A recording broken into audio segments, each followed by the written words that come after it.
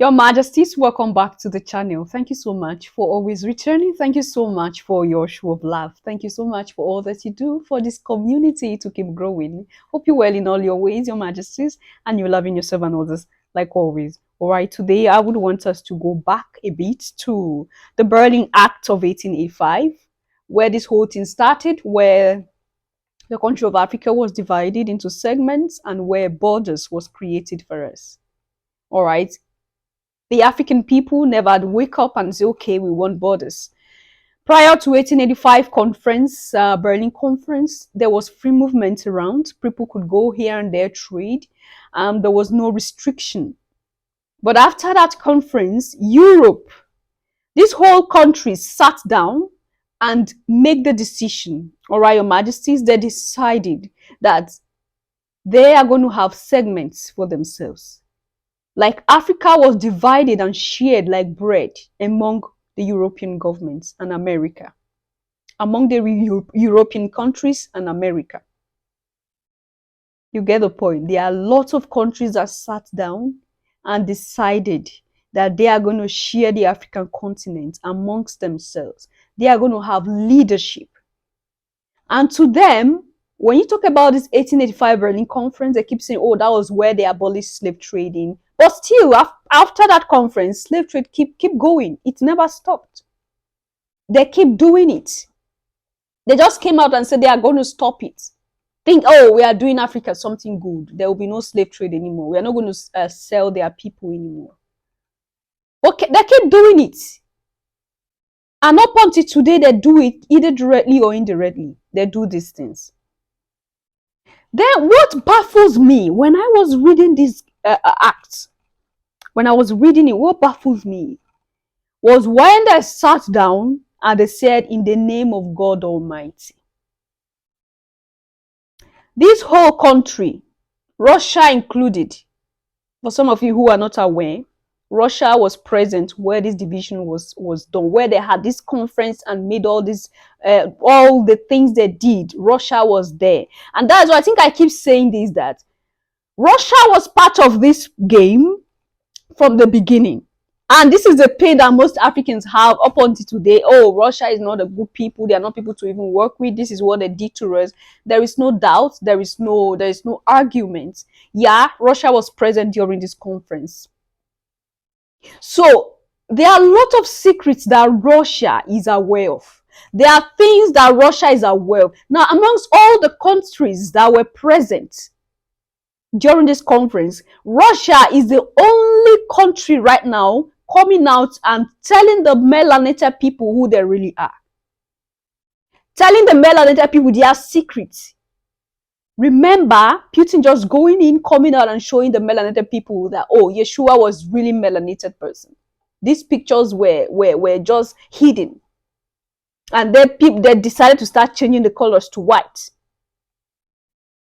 Putin coming out to just, without words, expose the West, expose the Americans, expose the British government, the French government. Because they were already there. Their ancestors were present during this 1885 Berlin conference. So there are a lot of secrets that Russia have. And that is also the fear of these people, because they know. These people knows these things, and they are getting so close to these people. They are getting so close to these African people. They're going to expose us to these people. They are going to tell them the real thing. It's also part of it. So let's just say Russia is just beginning to, I don't know, are they beginning to be repentant for what they did? They know they've wronged the African people. Is it just part of a way to say, okay, we are sorry for what we did. We were part of those conferences. We know what these people were doing. Let's get into the video. So picking off countries one by one. This inevitably led to fighting between European powers, so the German Chancellor proposed a plan. This man, Otto von Bismarck, he brought all the European countries together in Berlin.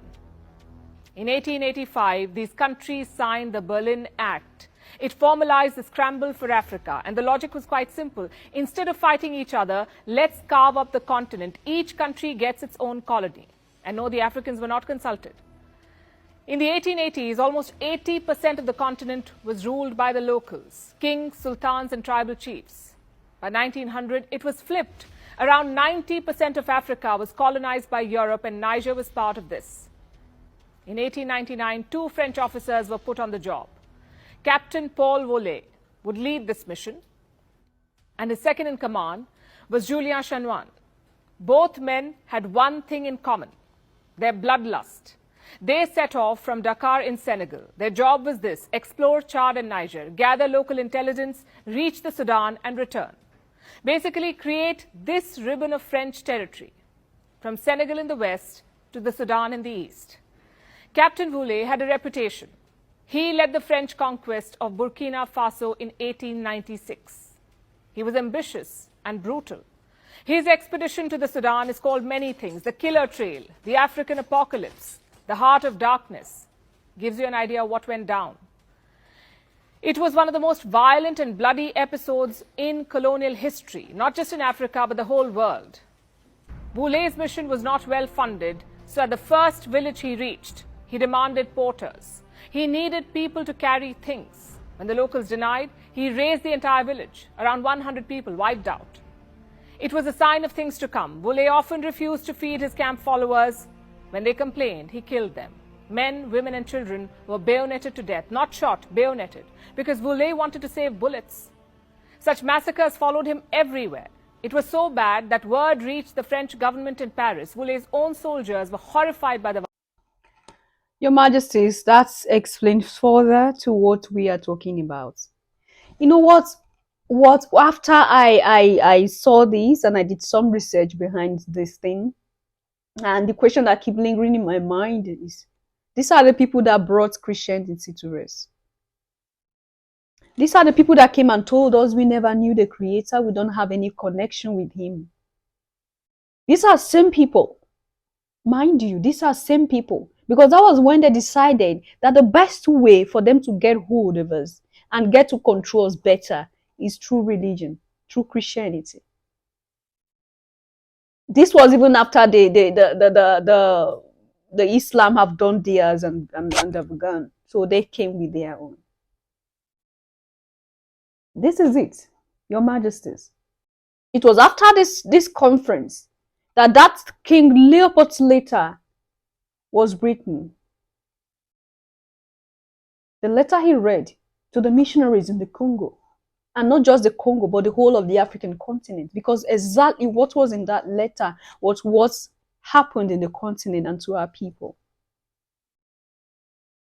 These are the people we hold so dear and feel that without them we wouldn't have survived. Because that is what they make us believe. These are the people. These are the people that we can do anything to sell ourselves and run away to them because we feel that they are living better than us. And we think that they would love us. These are the people. They divided the continent without the consent of the African people. While they had this meeting, there was no African continent present.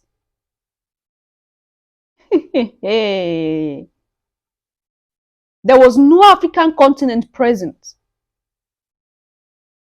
They went behind and they ganged up against us. Your Majesties, they ganged up against the African continent. They divided us like that piece. They divided us like what they wanted to do with the undergarments of Yeshua while he was being nailed to the tree.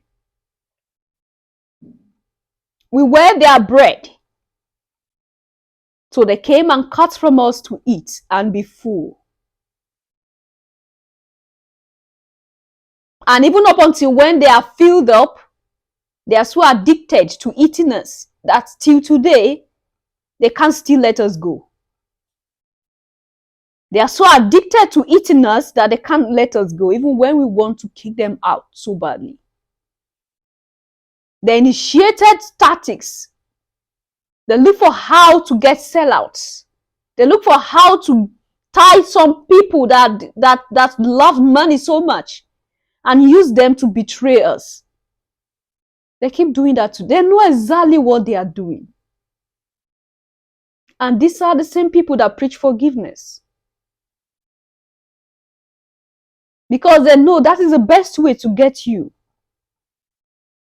They do all this evil to the African continent. They do all this evil to the motherland. And then they'll come out and say, please forgive us. We are sorry. Please forgive us. We are sorry. It's quite unfortunate that we keep living like this as a people up until today, because they are still dividing us. They are still dividing us. What do you think, Your Majesties? Leave your comment and thought there at the section, and I'll see you in my next one. Until then, love yourself, love others. Stay safe, stay positive, always. Bye for now.